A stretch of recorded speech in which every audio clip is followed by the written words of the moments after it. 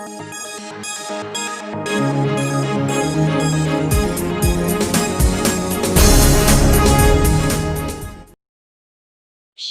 जिला में पिछले 20 दिन पूर्व आई तेज आंधी के कारण दर्जनों ट्रांसफार्मर और पोल टूटकर गिर जाने के कारण विद्युत आपूर्ति बाधित हो गया है। बिजली बहाल करने में विद्युत विभाग के पसीने छूट रहे हैं।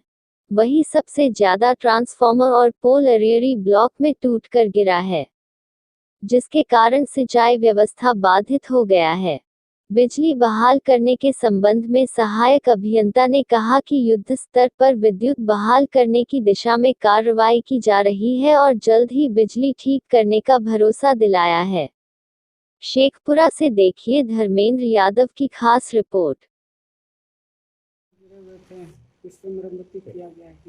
सबसे पहले तो आंधी तूफान में हम लोगों को बहुत ज़्यादा क्षति हुआ था अरियरी सेक्शन में, जिसमें हम लोग ने गांव का लाइन करीब करीब ठीक कर दिया है। जहाँ जहाँ ट्रांसफार्मर गिरे थे वहाँ पर भी करने मैंने ठीक कर रहे हैं हम लोग।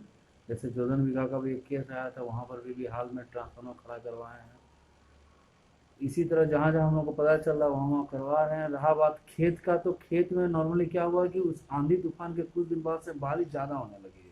उसके चलते बहुत जगह लोग रोपनी भी कर रहे हैं, तो दलदल भी हो गया है। जहाँ पर मैनुअल जहाँ जहाँ भी पॉसिबल है हम लोग सबसे पहले 11,000 से रिस्टोर करवा रहे हैं।